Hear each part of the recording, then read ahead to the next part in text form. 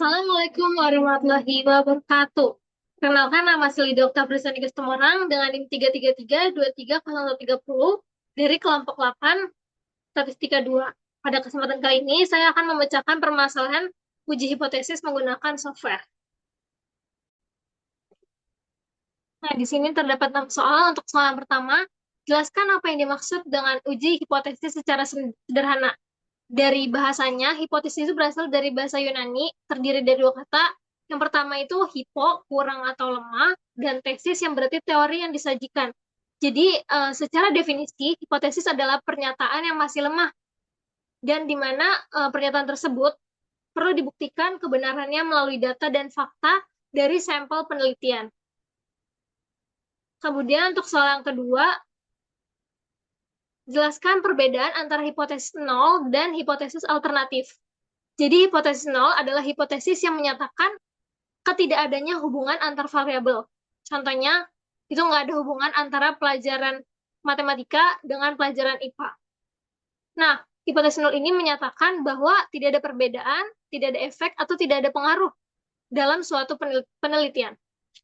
Sedangkan untuk hipotesis alternatif, atau biasa disebut hipotesis kerja, merupakan hipotesis yang menyatakan adanya hubungan antar variabel. Nah, hipotesis alternatif ini merupakan kebalikannya dari si hipotesis nol tadi.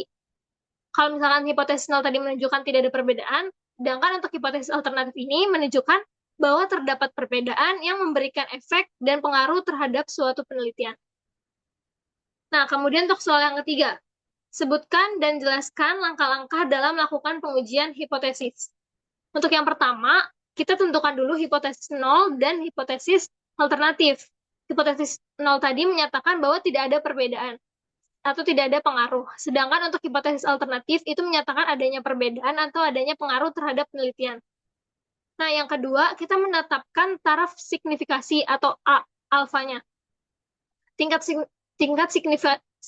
tingkat signifikasi merupakan probabilitas peluang kesalahan dalam menolak H0 atau hipotesis 0 yang sebenarnya benar.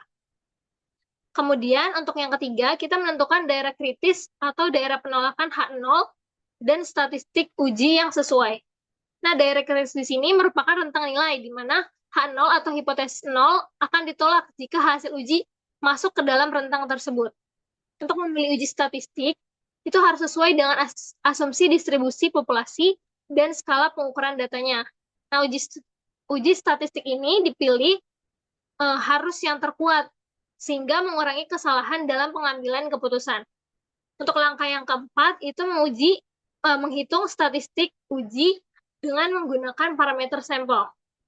Nah, statistik uji sendiri merupakan nilai dari sampel yang digunakan untuk menentukan apakah hipotesis nol atau hipotesis alternatif yang mana lebih benar. Kemudian untuk yang kelima, kemudian dari hasil statistik tadi, hasil perhitungannya, kemudian kita membuat kesimpulan nih, apakah H0 itu diterima atau ditolak. Nah, jika nilai statistik uji hitung itu lebih besar daripada nilai tabel, maka H0 ditolak. Tapi sebaliknya, jika H0-nya lebih kecil, jika nilai statistik ujinya lebih kecil, maka H0 diterima. Yang kedua, kemudian jika p-value itu lebih kecil dari taraf signifikasinya, maka H0 akan ditolak. Tetapi jika p-value-nya lebih besar dari taraf signifikasinya, maka H0 akan diterima. Nah, yang ketiga, jika selang kepercayaannya mencakup 0, maka H0 akan diterima. Tetapi ketika selang kepercayaannya itu tidak mencakup H0, maka H0 ditolak. Jika tadi tidak mencakup 0, maka H0 ditolak.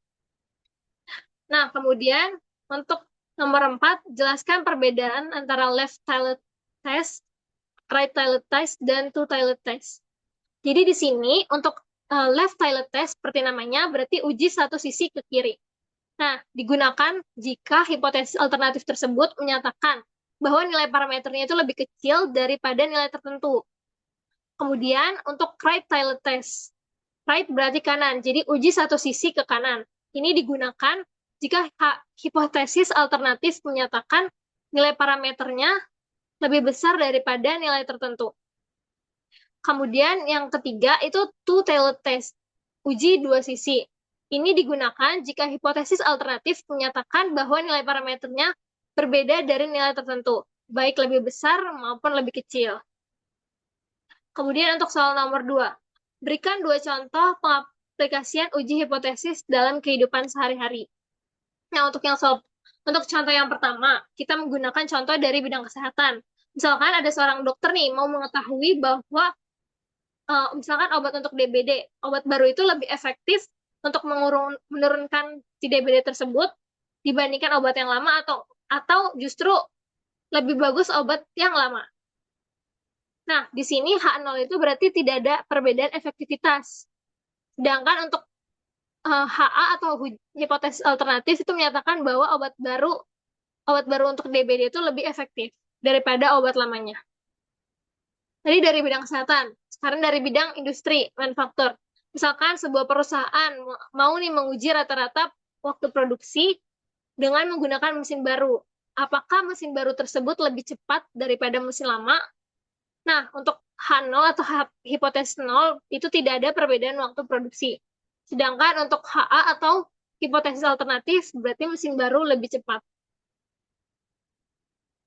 Kemudian kita masuk ke soal nomor 6.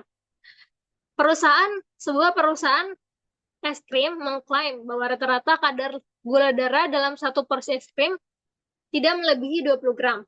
Berdasarkan sampel ukuran 50 porsi es krim, diperoleh rata-rata aktual kadar gula darah sebesar 21,5 gram dengan standar deviasi 1,5 gram.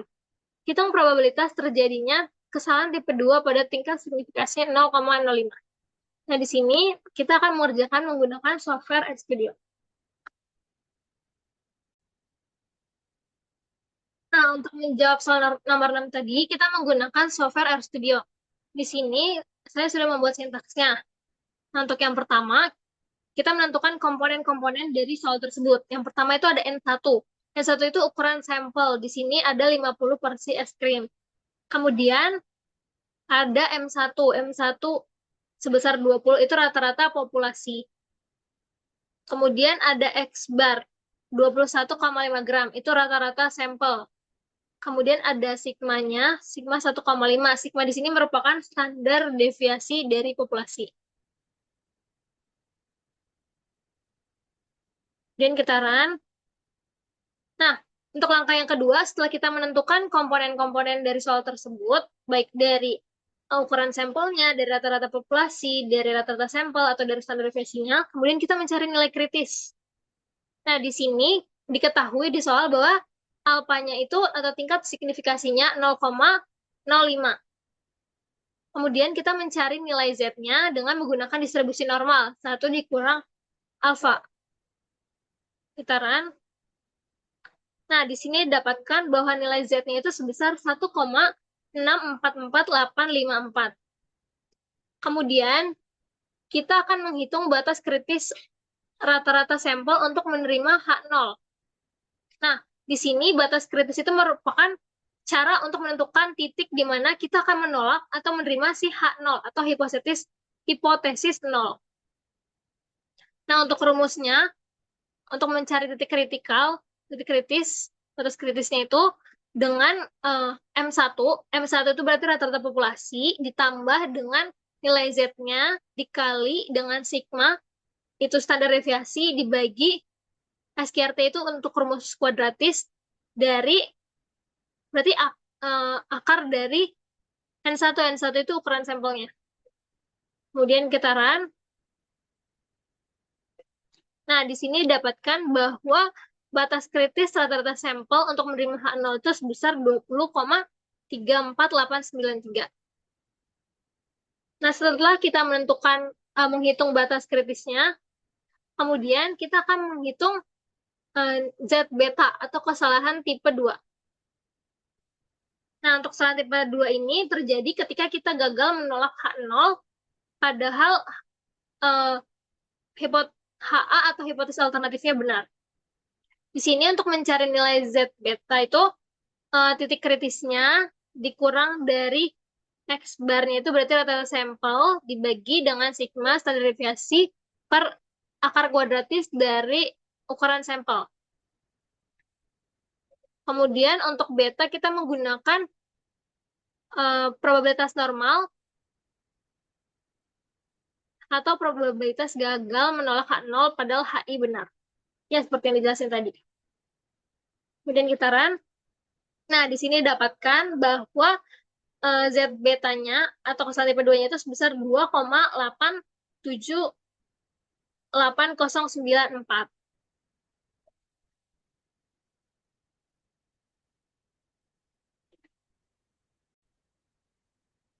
Nah, di sini kita dapat menyimpulkan bahwa probabilitas terjadinya kesalahan tipe 2 pada tingkat signifikasi 0,05 itu sebesar 2,878094.